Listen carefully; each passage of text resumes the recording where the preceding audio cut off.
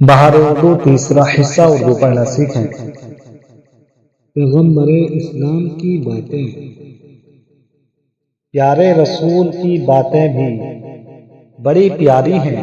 جب ہمارے پیغمبر پیدا ہوئے تو عرب کے لوگوں کی حالت بہت خراب تھی۔ خانہ کعبہ میں 360 بت رکھے ہوئے تھے جن کو عرب کے لوگ پوجتے تھے۔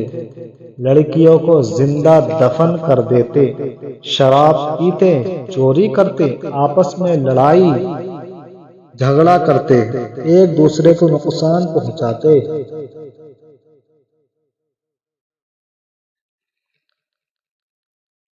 لیکن ہمارے پیغمبر نے ان کو اچھائی کی تعلیم دی اور برائیوں سے روکا۔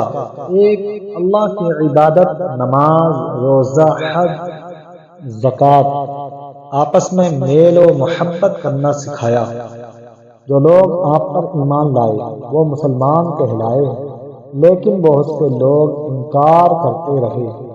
انہوں نے آپ کو تکلیف پہنچائی کہ آپ مکہ چھوڑ کر مدینے چلے گئے۔ وہاں بھی آپ نے اپنی تبلیغ جاری رکھی۔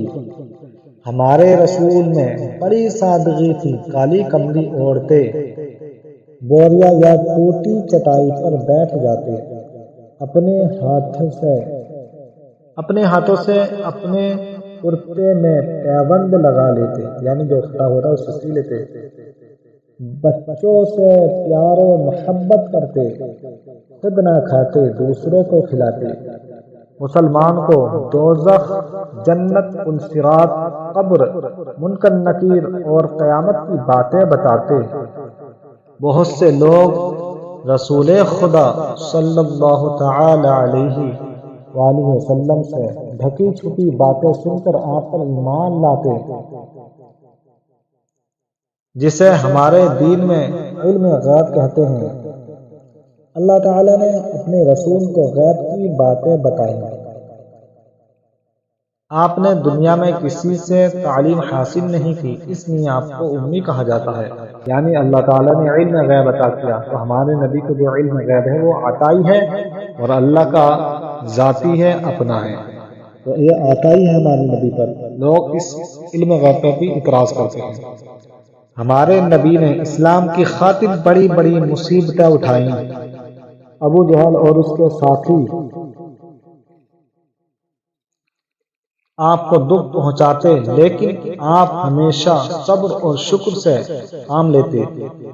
آپ کے بھی بہت سے جانکار ساتھی تھے، جن میں 4 بہت مشہور ہیں: ابو بکر صدیق، عمر فاروق، عثمان غنی، علی مرتضی رضی اللہ تعالی عنہم اجمعین۔